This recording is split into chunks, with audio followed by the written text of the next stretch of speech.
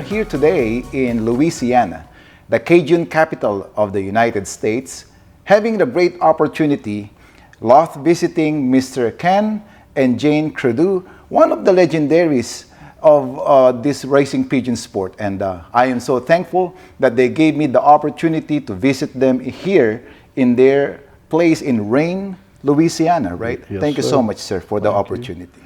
And can you tell us about how did you get into this type of sport, sir? Back when I was probably 8, 9, 10 years old, I grew up on a street called Edwin Drive. We had one of my neighbors flew rollers. I had another neighbor was Jimmy Smith, who raised racing homers. And that kind of, I'd see their pigeons fly, and which kind of sparked my interest. But then I ended up built a loft. As a matter of fact, one of the racing guys, Mr. Don Boudreaux, come help me build my first loft. Okay. And then I acquired a few pigeons from Mr. Jimmy and different guys, and had racing homers. I didn't have the money to race them as a kid, but I took them everywhere I could possibly take them. If we went to the grocery store, they was coming with us. So my mom kind of got tired of me wanting to tote pigeons around all the time, but they did. And then as I got a little older, say probably teens years, I kind of lost interest, got into other sports and different things, so I kind of got out of the pigeons. Growing up, my grandpa had beagles. I've had grandfathers who raised horses, who fought chickens, so we just grew up doing all this. Yeah. So as we got older, at one time I was a AKC licensed judge where I judged field trials for beagles, so we grew up doing that. That's nice. Went all over the United States doing that. Kind of got out of that as our kids got older. They started getting involved in sports, so we kind of backed off on the dogs. And that led into, then we started, got into the racehorse industry. And we raced horses for probably 8 or 9 years. At that which point, the off-field at one point is starting to get slow. I think around, was it 15? No, even, about 15 or prior to 08. It was 08. We started getting kind of cutting back on the horses. Yeah. And then as we made a decision, we had a little bad luck raising some 2-year-olds, and we had a crop that 2 horses that ended up breaking down on us within 2 weeks of each other. So that thoroughly disgusted me. So I was like, well, we out. So I told her, I was at work, I called and told her to sell the brood mares. And so she started selling horses while I was at work. And when I come home, my son had told me he has a friend that was into fancy pigeons. Okay. And he wanted to get back in. He said, if we're going to get out the horses, he said, I'd like to raise pigeons. Well, fancy As in like the show style, correct, showbirds. So then I thought about it, and I came back to him some couple weeks later, and I was like, if you want to get into the pigeons, I would like to get into racing pigeons. So he didn't even know I had pigeons growing up. So when you were younger, I explained all that to him. So, and he was like, so we kind of, now he was kind of like my first little partner that we started off together. But when you were younger, those are not, you did not race, like, I didn't no club race. racing, No. it's just loft flying. Just loft flying. But at least you know the idea, how to do it, and how to Correct. race them, and how to make them, what do you call that, break them? Correct. Broken, We something broke, like that. yes. Get them to return to the loft. Oh yeah, because we took them all over. I mean, anywhere we went, I took them, And then what happened then? When you introduced that, now that you're, after the Beagles, the being judge and everything like that, and you're going to get into it again. So what happened then? So then at that time, I basically studied. I mean, that's all the information's on the internet. This is a different level now. Oh yes, and so I went on the internet for 2, 3, 4 months researching who was, this is how I started. If they were winning races, I was contacting them trying to buy birds. I bought birds from all the way from California to New York. Okay. I've even had some of our local club guys. Okay. One of them had told me, he said, Okay. "What's wrong with us? Our birds aren't good enough for you?" Yeah. And I was like, "No, I race against you. I know you're not gonna sell me something that I can beat you with." Mhm. You know, it's like I was new to pigeons, but I was not new to the sporting with animals. You know, it's Correct. like I've You have done. idea how it Yes. goes. Like, you know. So and that's all. And we bought birds. Acquired birds from Dr. John Lamberton and Jeff Lamberton. Mr. Ken Christopher I've got good birds from him. Elton Dinger. You know, I've bought the guys who I've bought birds for really put us on the map quick. And probably at first, my kudos would be Dr. John and Jeff Lamberton. So I mean, we went from just getting in the sport to we did very well starting right out the gate in club and combine racing. That's all we did to start. When you were younger, like the first time you acquired birds, you're not into the strain, pedigree, Oh no, those right. kind of stuff. That back then it was Yeah. if I could get a pair for $50-$60, I was on You're cloud happy nine. already. Right? Exactly. And then, do you remember what is the first strain when you returned to the pigeon? That the first pedigree Yeah, bird the that you first have? pedigree bird, the birds I bought were Hercules. Hercules. Because at that time, that particular year, I'll say the previous year because I was researching, the Hercules Hopkins birds had Okay. tore up and won all kind of money in California and Las Vegas and that area. So that was the first strain that piqued my interest. Okay. That's how I found Dr. John Lamberton, Okay. was because I started researching who had these birds. And Dr. John Lamberton had some of these birds and so I approached them, and of course they have a YouTube channel and all that, so then he actually kind of took me under his wing and, you know, was like really taught me and sold us some good birds. Did you keep that that I strain? still have the You still have it, strain, and you yes. can show us Oh, yes. one of the great Right. grandchildren already, Yes, right? yeah. So, and then this is the good question. Many people will be, interested because the word of mouth is that, well, this is a joke. Right, right. The real fancier is his wife, Jayne Credeur, Right, not right. Ken. So, how did you, when you met him, he already had the pigeon, or are you already in the pigeon? I'm already, when I was there for the field trials for the beagles. I was there for the race horses. When it came time for the pigeons, so with him working 14 and 14, I was the one that had to go to the trials by myself with the beagles or go train them by myself, or I say by myself with the kids. And then it came time for the horses, and it was the same thing. I'm doing this with the kids. Okay. So when it came to the pigeons, I was like, look, you want to do pigeons? Do pigeons. I'm not helping. Okay. Like, do not ask me to do anything. And I have to insert something in here, but anyway, and all what she said is true. Because the way I work, if it wasn't for her, I couldn't do this. Yeah. So I'm at work. We have horses at the training center in Carencro. Okay. But my wife and all my kids were in the Secretariat movie because of that. Nice. Because I called them and I was calling to see how our horses did that morning, but nobody's answering. Okay. So I'm like, so after 2 or 3 calls, now I'm starting to get nervous, like something happened maybe, why y'all not answering the phone? And then finally they answered because they was on set, they were extras in the Secretariat movie. Nice. And I was like, well, that was pretty cool. I have a project for the military veterans, and I believe both of you served the country, and thank you for your service. One Navy, which is my shipmate, right? Yeah. U.S. Navy, in what years? I was from 89 through 91. Oh, that's and nice. I was Thank you. actually, What's your job then? I was a aviation support equipment technician. So of course So you were in the carrier then? I was on the USS New Orleans, the Oh, nice.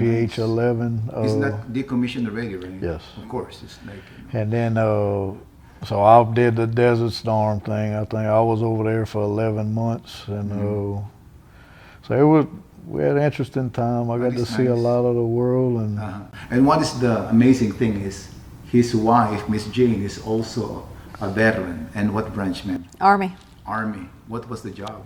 I was a 91 Foxtrot psychiatric specialist. That's nice. You're giving me goosebumps. Husband and wife, they are veterans, they are fanciers, and I have a project. Right. Raising pigeons for military veterans. I thought about this because I am not really, seasoned fancier. I am really new, and I'm open with that. I just started November, and this local fancier, Sherwin Tolentino from San Antonio, Texas, Right. he introduced me to One Love Race Club and Pigeon. Right, He gifted right. me one bird, a checkered, Right. and got lost though. So I don't know, because it's a different level of training here, how to Correct, break the correct. pigeon. Well, anyway, and then I interviewed one active service member, Jason Saret, and I asked him, what is it in the pigeon sport special for you? That's why you are into it. He said, my job is so hard, so much Right, stress and right. everything. But when I hold a pigeon, it's de-escalating, Right. removing the stress and everything. That's why I thought about this project, raising pigeons for military veterans, and I'll be giving this to you. And of course, I will be giving Mr. Credeur and Mrs. Credeur a t-shirt as a token of our appreciation of their service for our country. And this is for you, sir. Thank you, sir. And this is for you, ma'am. Thank you. Well, thank you for your service. And now the good question is, I will ask you also, what is it special in this type of sport that that's why you keep on going and you kept this sport? I have going back to, I was raised, being competitive with animals, with beagles, horses, even the fighting chickens we did for a while. So it's like the competition is what intrigues me, what drives me. I like the breeding end of it. Okay. That's and then pigeons and everything else we done, you have to leave to do. Mm-hmm. What I really like about the pigeon is something you can do in your own backyard. Okay. Yes, you go on the road and that, but you at home. Correct. It's different in that aspect. And then over the years, the friends that we have made in this sport, we've met just wonderful people, Mm-hmm. So that aspect has really grown. That is We've true. kind of made us a network of really kind of Correct. tight-knit friends that Correct. are all love pigeons. And so for myself, but it's really is the competition. I like But you are competing. all and- still member of a club, right? Yes, sir. What club you are a member? We are members of the Cajun Land Racing Pigeon Club. Okay. And Of course, here in Louisiana. Here in Louisiana. And Rayne our club is a Rayne club, and then we fly Mm-hmm. in the Deep South Cajun Combine is the combine that we compete in. Mm-hmm. So do you have a particular stock bird in your, aside from the Hercules, Right. bird in your loft? I have I have a host of all kind of birds, Mhm. and I'll explain that. But I'll come back to the one bird that has made the most impact in my life. Okay. Is Lamb 69. It's Okay. a bird I bought from Dr. John and Jeff Lamberton, Mhm. and she is a Antoine Jacobs and Theo Giscout cross, Okay. and she's bred me multiple Nice. Winners. club and combine winners out the wazoo. I mean, I'd have to really go through 500 diplomas to figure out how much of her babies have won that, and also have one at the one loft race level. And not only, and her daughters are producing me winners that are also winning at the one loft race and club and combine levels. So when you are breeding birds, are you breeding winner to winner or winner to new breed or new strain? How do you make your decision? A lot of I breed, I have a certain cocks I have that I'm gonna breed. Now each one of my cocks get bred to 2 different hens in a year's breeding cycle. Okay. So I'll have them bred with a hen, and typically if I outcross, Okay. that's typically what I like doing for one loft racing Okay. and even club and combine level. Okay. but I take some of my learnings from previous other sports and implement that, because a lot of stuff between the dogs, horses, and fighting chickens, yes, it's a little different, but the nuts and bolts are pretty much the same. Okay. Genetics is genetics. Correct. So, and I take some of the stuff I've learned into the pigeons, which in chickens, all your fighters are outcrosses to keep that hybrid vigor up, to keep your hybrid vigor as high as possible for the birds that's actually going to compete. Well, let's go back with that club racing. Yes. It's like, because this is one of the main purpose of my YouTube channel. Right. To promote the club racing more. Correct. I mean, we are into one loft, but the fun is at the backyard. Let's accept the reality. Correct. Right? Yeah, right. And that is the club racing. So how do you train your birds for the club racing? Well, I know Jayne is one of the good yeah, trainer. she does. So, yes. Can I ask Miss Jayne, like? So I find I'm better with the babies. Okay. So when it comes to breaking them to the house, I start out, our thing is 3 days. Okay. 3 days. Once they've learned that, you move on, and for 3 more days you teach them something else. Okay. So one, of course, is getting them out of the loft into the aviary. Okay. So for 3 days, I just out them.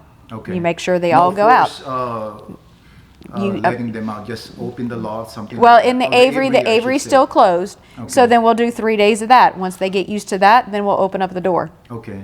3 days of them having free Okay. of not pushing them out, just letting them venture out on their own.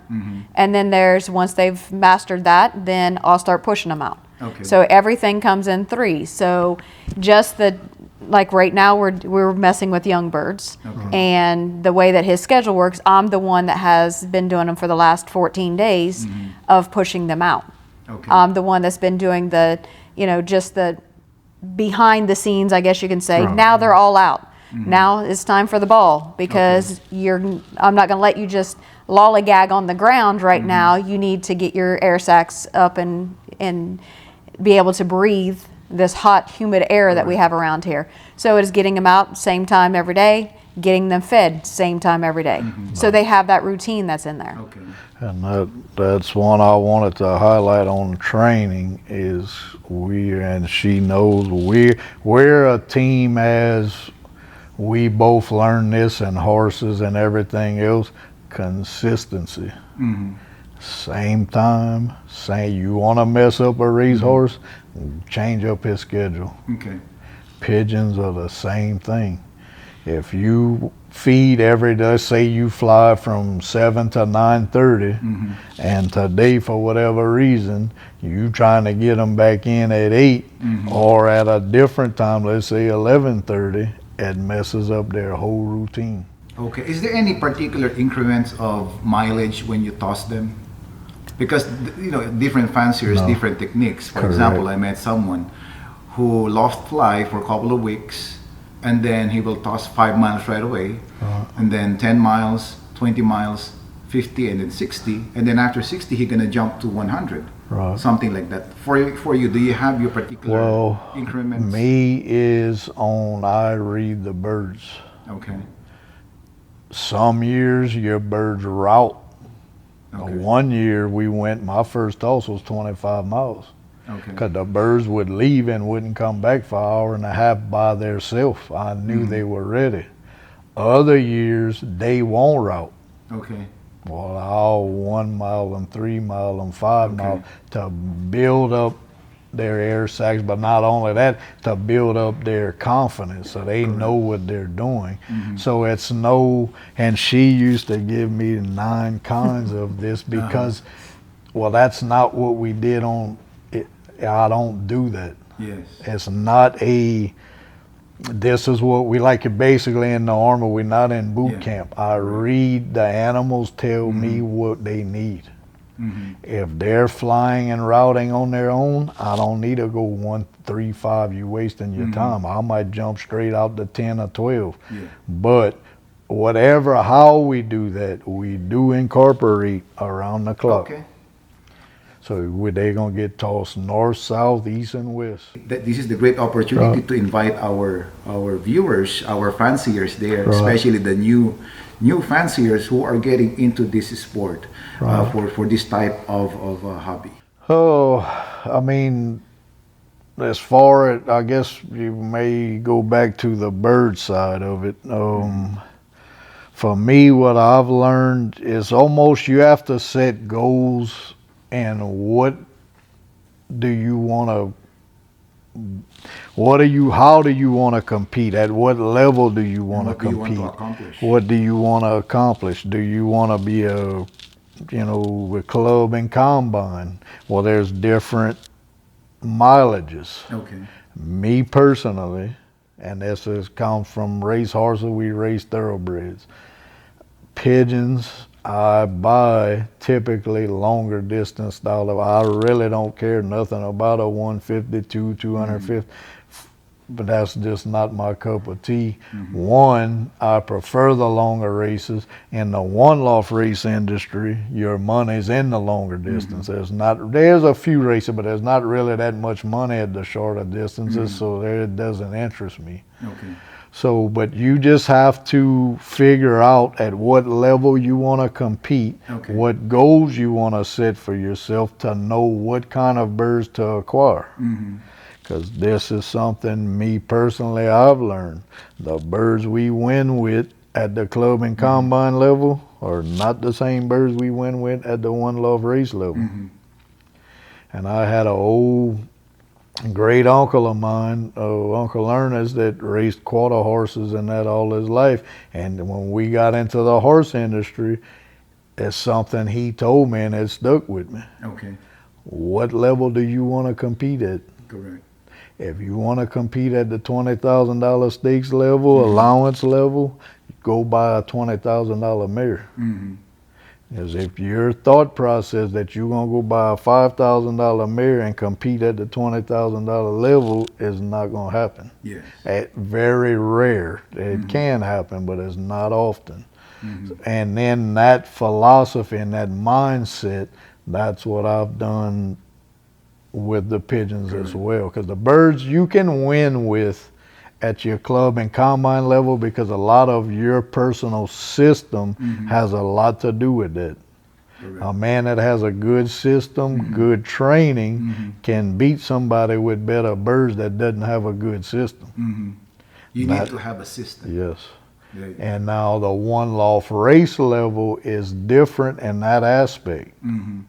Because birds I can win with and do well with here, I can send to you, I can send to somebody else. Don't mean y'all gonna win with them if y'all not doing the same things I'm doing with them. Some people train hard, some don't. I'm sorry to cut you. You can give me or gift me your kids of your winning birds. It might not and win. might not win for you, correct? Because of my system. Yes.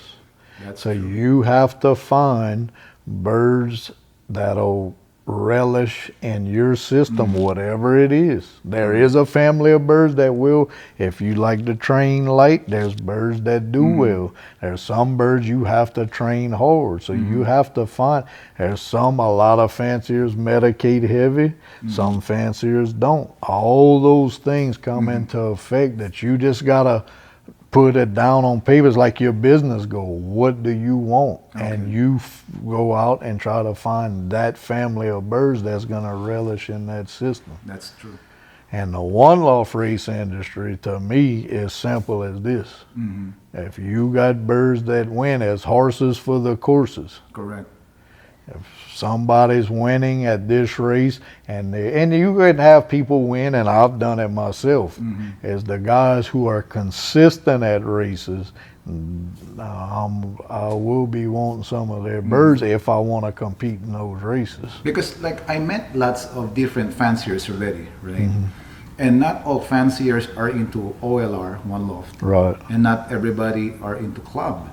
There are fanciers who are so into club, but they don't like one Don't loft. like one There are loft. fanciers who are so into one loft and they're not into club. Correct. So, but the main point is that you need to have proper system, Correct. right? And like what we've said earlier, the peace of the Pigeon can give to us, Yes. right? And about the project, being a military, both of you, veteran, what can you say about our Raising Pigeons for Military Veteran project? Focus for the military veterans and first responders, giving gift birds and supporting them and training on and mentoring our military veterans who wants to get involved in this sport. And I would like to get your information, your take about impression about this Right. project. That's really the first thing that grabbed me, was that we're both being veterans ourselves. That's a kind of soft spot in both our hearts, is the price that these men and women pay, and are most of the time forgotten when they come back here. You know, so that's something, anything we could do to help them cope with that. It's like when I saw, and like you said, there's nobody that I know of that has done this in the pigeon sport, and it's like, to me, this could really take off. I could see this being very beneficial to veterans who are fighting PSD and having issues coping when they get back. The pigeons, this sport as a whole could really benefit them and help them to cope. You know, so I see this kind of could be a really Just big watching thing. the birds fly Right, and then have come the back peace, and then holding the correct. birds, you know. It comes with a certain level of peace. Just loft flying them around the Correct. house brings it's a level of enjoyment, and they could really benefit them in the long run. Well, thank you for that information. And also thank you for the interview. And we are going to have the opportunity to see the loft and also the birds that were submitted for the Texas Central Winter Meet. Yes. Well, thank you so much, sir, for your Thank service and for the interview. Thank you, ma'am, for the Thank interview. you. Thank you so much. And we will be showing their backyard and with their loft.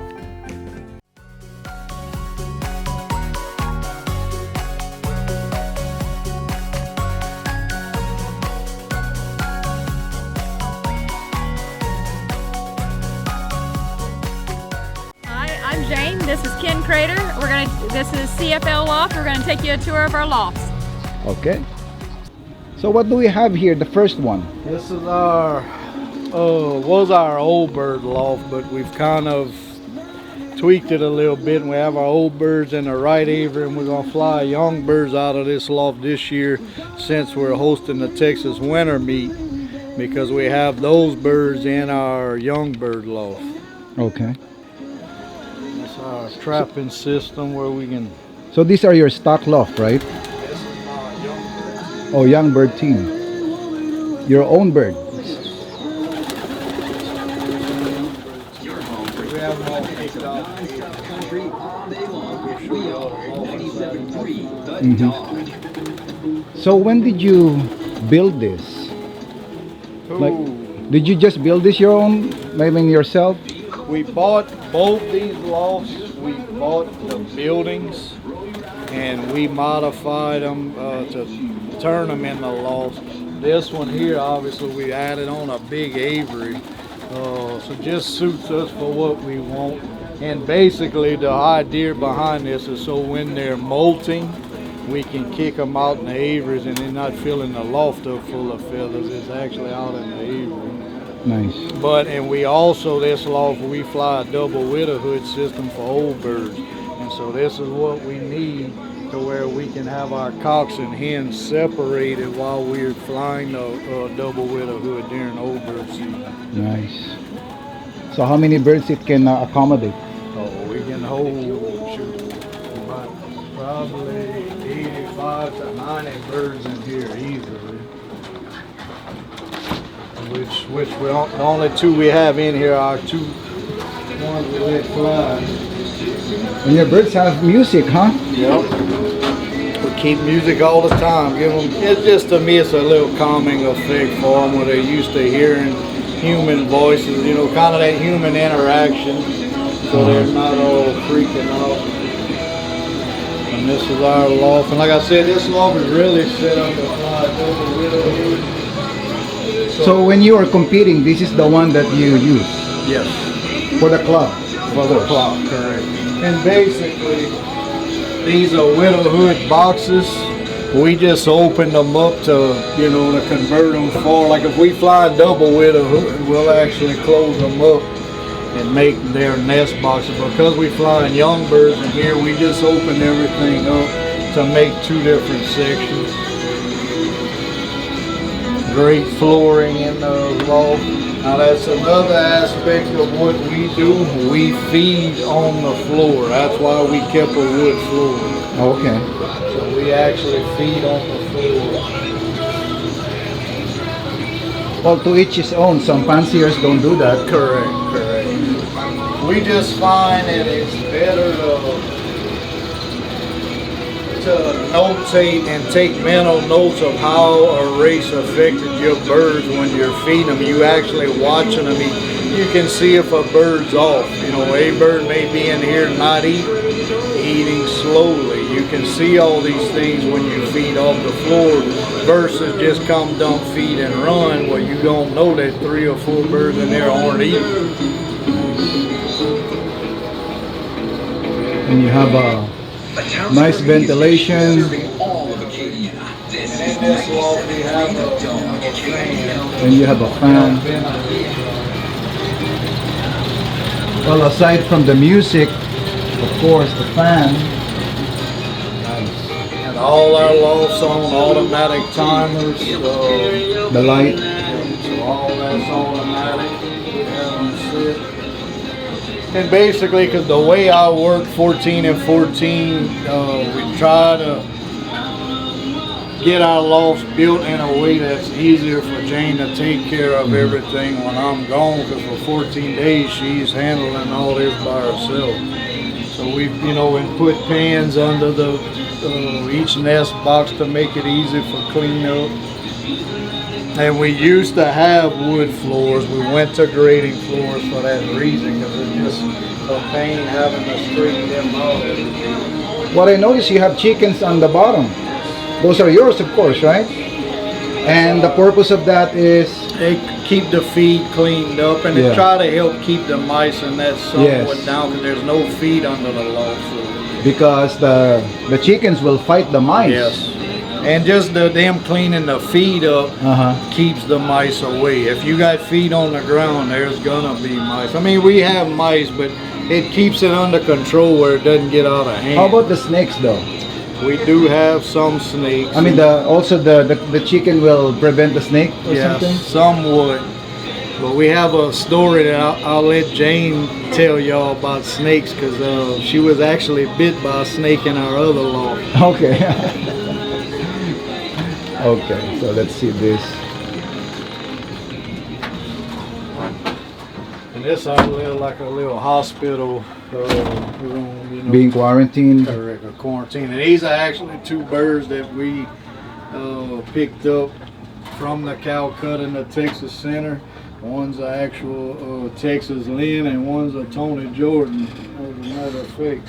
And these are the crates that you will be using for the training. Correct. How many birds that you're gonna put it there? It depends how, you know, roughly about 12 to 15 if it's hot like this, but when it gets colder you can fit 20 in there. Yeah, but right now I wouldn't put more than 12 or 15. Yeah.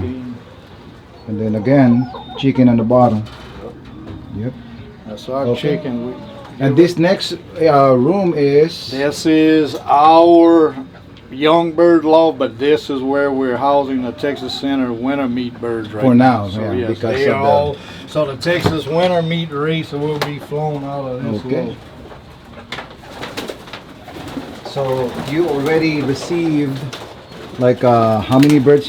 Jayne mentioned that earlier. So far we've received 144 birds. Okay, but you know that's already up to par of your expectation. Correct. Because this loft will hold 180 comfortably, so definitely don't want to exceed that. Okay, that's nice.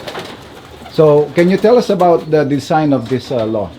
The design of this loft we built was to be able to, when we first built it, we were hosting a Texas Center summer convention. and we built the individual rooms this way, so because you receive birds over a 2.5 month period, you can kind of keep the same age groups together. You know, you have some birds already out, they trap trained, ready to loft fly, and you still receiving birds. Well, having this setup allows us to be flying birds, you know, while we still receiving other birds. Nice. So we can kind of work them room by room, you know, as they progress. You know, we got some birds, like obviously this first cage of birds that we just, you know, they still trap train and they haven't been out. So as they we run them through a quarantine process for 7 days, and they're vaccinated, and they're moved into this loft and washed. And you'll notice all the birds that have been vaccinated and parasite treated and everything, they're done, all chip banned. The birds that aren't chip banned yet is because they have not finished the process, the intake process quite yet. So I like the ventilation here. See, it's elevated. This loft is not, and look, this loft has 2 exhaust fans, and it's on a thermostat. Out up there, and it's hot, as you know, and it don't kick on in here because it stays This is cool. Louisiana, yo. And on the thermostat set a little, probably about 88ish, and it just don't kick on right at 90 maybe. But it just said this loft does have good ventilation. It's a good young, like I said, it's normally where we fly our young birds out of. And these birds are also, These are all you just pick them up? quarantine. Yeah, all the birds sit in here for 7 days through a 7-day quarantine, so we can watch them, keep an eye on them, make sure they good before they go to the first room. But they were vaccinated already, right? No. Not yet. We vaccinate, so we give them a little cleanup procedure for 7 days, and on completion of that cleanup cycle, then they're vaccinated and moved over. Okay. And then we watch them over there. They're on probiotics in the first room for a period. Once they're done with that and we assess they're good and they're chip banned, we also give them, we have a red drops we give for parasites. We drop on their breath. They get their Ivomec, they get their red drop, they get their chip band, and by that time they're already trap trained. Nice. And then they can move over and graduate to the other birds. So you see we have a whole host of, here's all the last birds just shipped in. Because we're receiving birds till July 31st for this race, but if somebody has birds that they would want to send, they are, And kind of got we could interested. accommodate. Okay.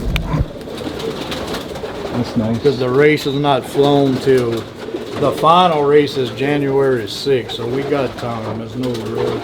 So you're also using an automatic water. Well, I have them in. Those are here for when we go, like we went to the Texas Center summer conventions, a 4-day convention. We use them then.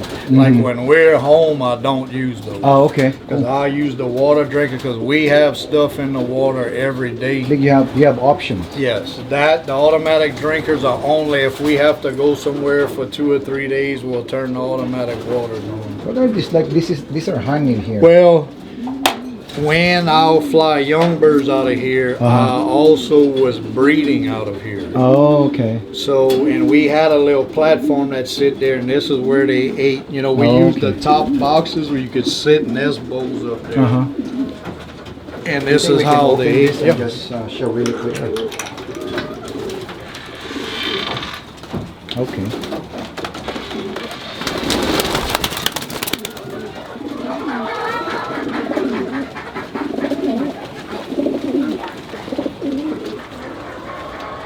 Of course, when you do, each of the trapdoors will have a, what do you call that? The antenna. Nice. And normally, like when we race ours, they all trap train, but like on the races, we have 3 of the rooms have antennas, and only those rooms will be open. And I'll show you how we actually accommodate that. Because each room, you know, those 3 doors will be open outside where the antennas are.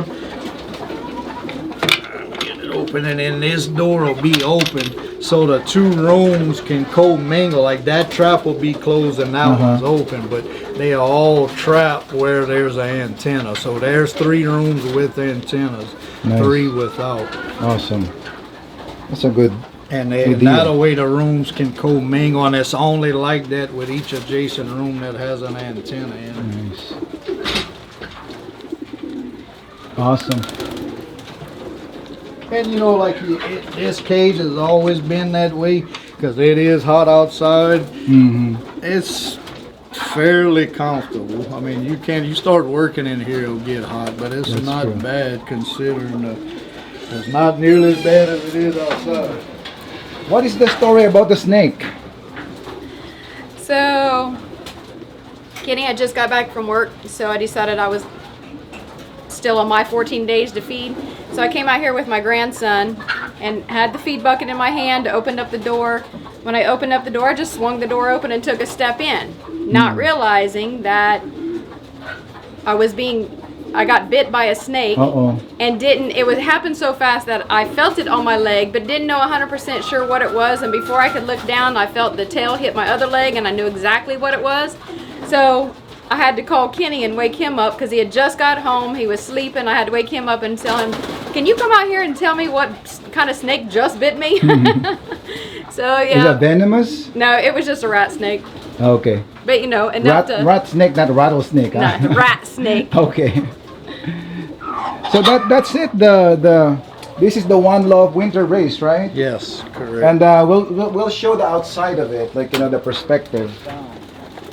And that's where they can low fly and they trap in and out.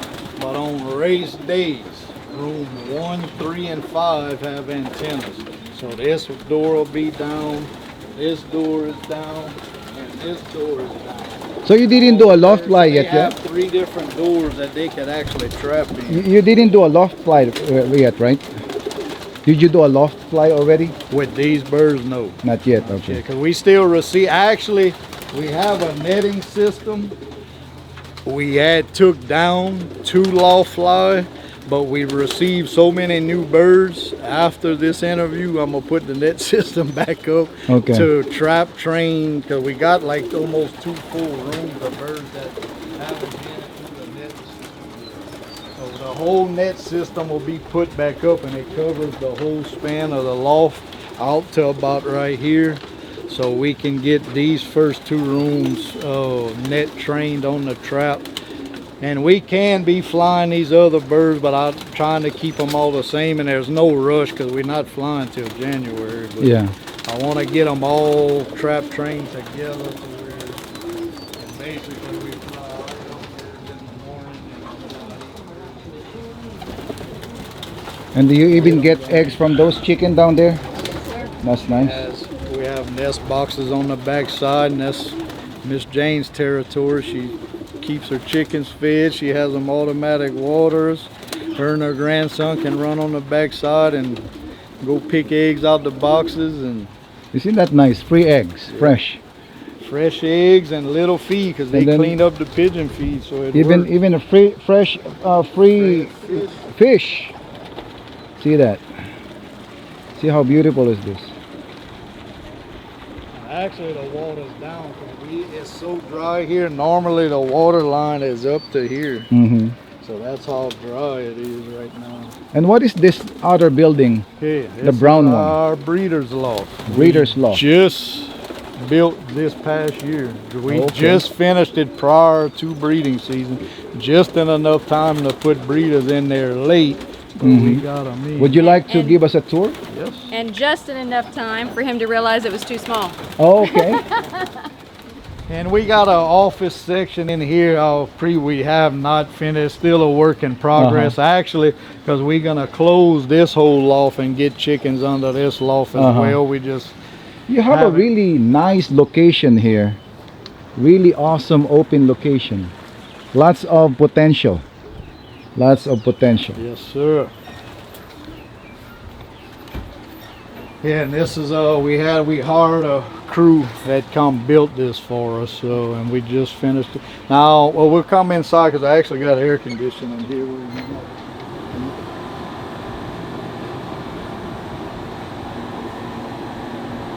Are these from the clubs? That's club and combine. Combine. Yes, sir. Oh, it was 2016 was the year we moved here, and we loft broke our birds from there to here, but didn't quite have them ready to fly the 2016 season. So we only flew half the year just to get them acclimated here, and so that was a break in the. And of course, these are Louisiana map, right? Right. Okay. Yes, sir.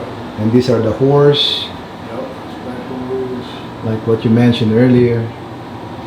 And okay, this is your office. It's a little office / feed room that's still a work in progress. We hadn't finished because we still got a refrigerator and sinks and everything to put in. But we're trying to just get it to where everything's back here, because as you can tell, the water now for poor Miss Jayne, I've got her running water back here, but we've been hauling all the water every day from there to back, back and forth, which adds extra work to already. More awards here.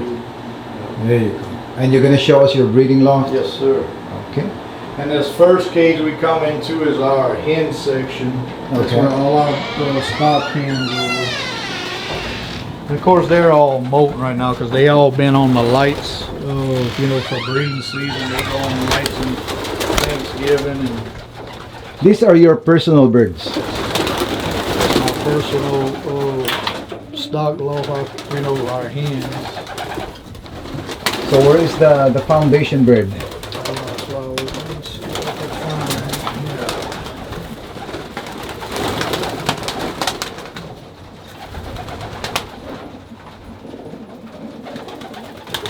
So what can you tell us about this particular one? Sure. Lamb 69. Yeah, she's like I said, has produced.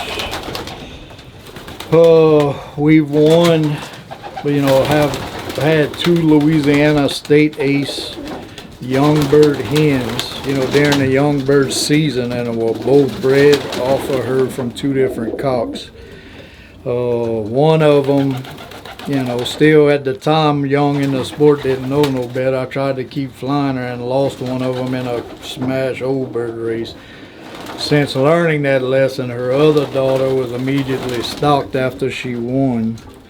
But and like I said, she's just been on light, so she ain't quite started molting yet because she just been pulled out. But she has bred. I mean, we've had Peach Classic final race winners. A daughter of hers has bred, a Quavos Classic. I think we was 25th on the final. We flew the 400-mile championship race after that, was on the drop. With that was all over. What is the strain of this one? She is a Antoine Jacobs and Theo Scout. Maybe I should hold her, right? I'll hand this to Jayne. And she can tell now how heavy my equipment. Ooh, like I'm holding a paper. So buoyant.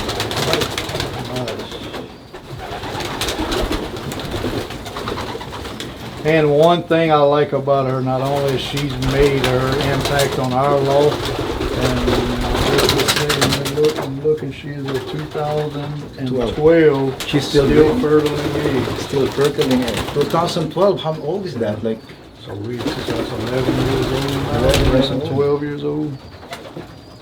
But yeah, and I purchased her from Dr. John Lamberton and Jeff Lamberton, and she has been if I'm gonna look for eyes, she has a really nice pearl eye, right? Yep. Pearl eye. Pearl eyes. Really nice. And right, different body type. I like her body type as far as she's kind of that apple body, not a big giant bird. Are you into this? Like, I like that, the square. Yeah. You're into that also, right? See, this is the advantage of loft visiting. Right. I've been holding different strains, meeting wonderful, fanciers, and one of the foundation birds of Credeur. And I'm looking for the physical attributes, and she got everything. Strong back, It's not doing one pin, but you can tell it's Yeah. a strong back. She's See that? strong, yeah. It's going down in this one. Really nice. And then the topic we haven't got into, I'm just started dabbling in, is the genetic testing. I've tested a number of birds over here. And my personal birds, what I've seen, a lot of guys are putting a lot of emphasis on the DRD4s, your LDHAs. I find I'm testing for the Cry1, which is their homing ability instinct. She's homogeneous, and for the Cry1. Let me hold it again. I just kind of got excited. She's TTTT for the Cry1. And since learning that, we went through our old bird team, through her birds, her babies. We have a bunch of her babies on the team. Yeah. And I think, like, as I'm starting to, me personally, put a lot more emphasis on the Cry1 versus the DRDs or the LDHEs or any of those aspects because of her, what I see in our own personal birds. So she's been really buoyant like this, right? Like in a really light bird. And I like the wings. The wings should be, the tip of the wing, correct me if I'm wrong, okay? Should be, touching that or more. Right. Something like that. And another I like too, are flight sizes. The flight. I never like these big paddle birds, long skinny flights. Yeah. It's more aerodynamic. It's like a paddle in a boat. Because the last four should be long, Right. like this one. Nice. I'm gonna let her go. Nice foundation bird. And I'm gonna get this camera from Miss Jayne. Now she realized how heavy that my equipment is. Since you like dancing, we'll come show you here. We'll open up, you can come in, and there's actually 22 Wow. individual breeding stuff. This is over nice. here. See how comfortable the bird being bred, right? And I have to explain, because I know when people see this design, it's different, weird. I had a cage that I had built. It was a 7 standalone cage outside. The one you was asking about, the Black Jansen hen that got away was in that cage. Wow. So, but we noticed over the years, we had individual breeding pens, but that cage was built like this, where it was, the whole bottom half was wire, the top half was covered in plywood. So, over the years breeding and flying our own birds, I've noticed our best babies always was coming out that cage. Okay. So this cage was built on that same design, which is maximum ventilation. Can you tell us something about this one? Why is only one parent here? Well, because I pulled the hens out. This is we finishing up. This is actually a Bart Gernick's import cock. We had bred on one of our claws hens. So if the squab is already like in this, size or Yes. age, I can pull the hen You out, can pull the hen. and the cock will still Typically, how we do it, like we wrapping it up. These were select pairs that were put together after the fact. Is the only reason they still together. But once the hen lays an egg, you can Pull them. pull her out. She's And then you done. just And throw then that egg. Yeah, you gotta throw the egg. We pull the hens out, and the cock will finish raising them. Cause if she starts sitting the eggs, the cocks is the only one gonna, she'll sit the eggs. He'll tend to the babies. What is the strain of this one? That's a Bart Gernick's Nice. import. And this is actually a nice bird. If you want to talk about buoyant, you need a few of this. Yep, let me see that one. He's a nice bird in the hand. Now, of course, he's been feeding babies, and it's like his 4th round of babies as well. Wow. So like I was back to earlier, we were talking about how I breed. We breed like this cock. Actually, he's been with 3 different hens. His 1st and 2nd rounds with a hen. Then we pull that hen, introduce a new hen, and he'll breed 2 more rounds with her. So, and then that's the last round of this. And I put him on a claws hen that's really done What is the well. year? He is Have to get my glasses. Cause these Belgian bands is hard to see. They small. I forget. 17. 17. 2017. Bart Gurnix, he's nice. And I You said imported that from Belgium, right? yes. And my instant assistant here will hold the camera again, and so that I can hold the bird. Nice. Really strong. Oof. This is a big one, but it's really light.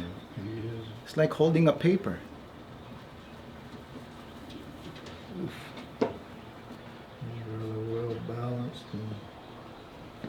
Belgium. He's kinda, because he's feeding, so like no white swaddle. See, that's what I like, the vibration. Vibration. It's like he wants to fly and fly. Good vibration. He's a nice cock. So he was put on. We got him at the end of last year. So this year was our first year really being able to breed with him. I don't know if you can see this. So if you look under the underarm, there's a feather there, and most fanciers, I don't know if everyone believes about that, but I look for a square tip of that one. So, but you know, to each his own. Yeah. But that's one I like. Yep. And then see the last three is because the fourth one is molting.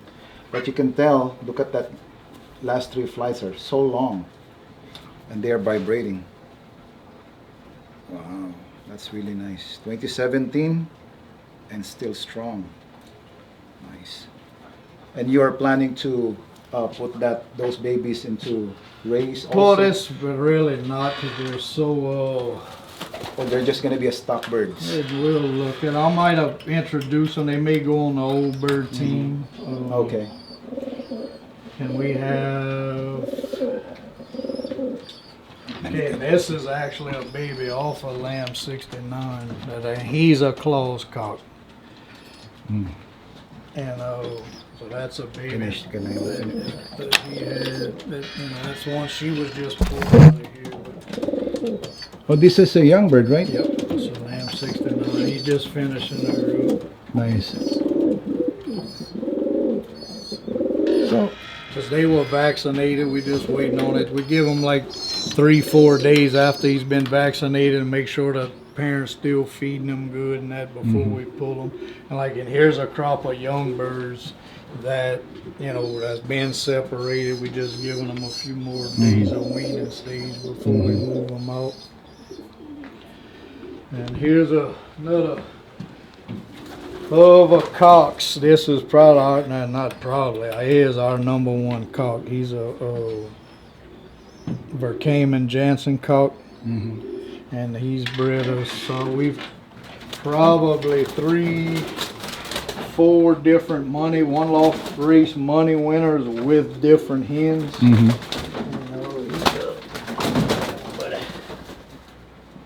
Just a beaut. He's a big old boy. it's a dark checkered, right? Dark checkered, yeah.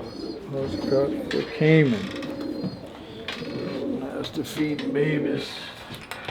So the mom is not there anymore. No, we pulled the mom out. Yep. So can you explain to us, what's the main purpose of that? Well, one, right now we're finishing up the breeding season, so we don't want her. I'm not going to, a hen's only got so many eggs in her, so we don't want them. I see she actually has laid another one, but not just to lay eggs to throw away, so we'll get the hens out and let the cock finish raising. Also to rest her body, to rest her, to get them prepped for next year's breeding season. And we also do that in between our second and third round. Once that hen, she got there 2 rounds and she lays the 1 egg, we pull her out and give that cock time with those babies. And we've actually had, introducing his next hen while he's finishing raising those babies. and he'll go ahead and breed her and get her own eggs while he's finishing the second round from his other hen. Can you tell us something about this one you're holding? Yeah, this cock is like I said, our special one. He bred at Paul Daniels' Flying D race. Mm-hmm. We were third place some years ago. Was out of this cock. He's bred us a Peach Classic final race winner. We was on the drop. Was bred out of this cock. Tony Cuervos' bird, we also were bred out of this cock. That we were like 25th on the final. We re-entered them in the 400. We was on the drop in the 400. And this is with all 3 different hens. I bred him to Lamb 69 last year. We sent at the end specifically for the Africa Pro race. We sent a baby off of him and Lamb 69 to the Africa Pro that flew very well for us. Really nice. Of course, the South Africans kicked our butt last year in the race, but as far as the U.S. birds, we were in the top 2 to 3% on most every. We was actually second or third overall on one of the for the tosses, but on the races he flew very well. That's nice. Was bred out of him, so he's been a producer for us, no doubt, and Awesome. off of different hens. And Well, I should hold the special bred then. and he's also, if you like, he's got a Pearl eye eye. as well. Oh, this one is a big one. He's a Apple big, body. big bodied bird. He produces some So if you are flies. looking for one pin tail, I can tell right away. That's a one pin tail there. Because people are so particular with that, like But when you fly club and combine and that a lot, I've seen. Again, look at that underarm feather, square. Do you even have something that's not square?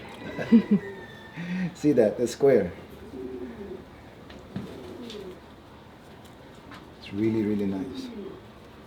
And look, that's his It's body. vibration. That's after It means feeding. wants thing to fly, strong. And that's feeding babies 7 and 8 right now. Yeah, nice. Thank you for letting me hold that one. And then, as you can see, our system here, I don't know.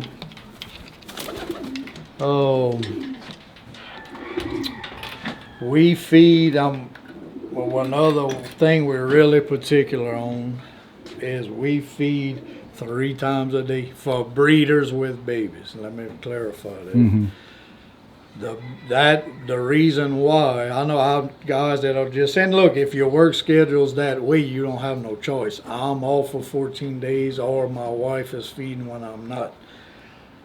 We feed in the morning, lunchtime we come feed again, in the evening we feed again. Because we found that they'll feed, if they're hungry, they're going to feed the babies.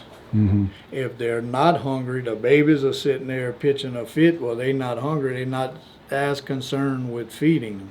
Versus like if you just come throw a big old bowl in the morning, they'll feed them, and immediately the babies get fed better, which is going to produce you a better product, which is we all after. And every night, religiously, all feed is dumped out of here. No feed stays in no cage over here at night ever. Well, thank you so much for the wonderful tour that you've given to us and for the interview. So, Miss Jayne, just a quick question or advice for those who have a husband that are, fancier. And with me, like I said in the first part of it, is I told him I didn't want anything to do with all these birds, but we are a team. We're a partner. He has to leave the house for 14 days to work, to provide for us. So this is the least I could do for him, is to make sure that his birds, what he enjoys doing, is still here when he gets home, which in return has made me enjoy it, because it does come with a certain level of peace. It does. It's harder when you have somebody that works that long, but I'm the one that has to vaccinate by myself. I'm the one that bans by myself. It turns into it, but it is enjoyable. He can look at these birds and tell you the number of these birds. I can look at these birds and tell you what issues I had, why they were weaning, or that they're not eating correctly, or I can pick out when they're not feeling well. So because you're spending that much time on it, but again, it's just a different level of peace that you get with it. That's true. And to kind of expound on it, she did grow into it. Like she said, at first it was me and my youngest son. She didn't really want to mess with him. But over the years and my work schedule, she started helping, now it's developed into where back, I quit flying club and combine because of my work schedule. We were only flying one loft races.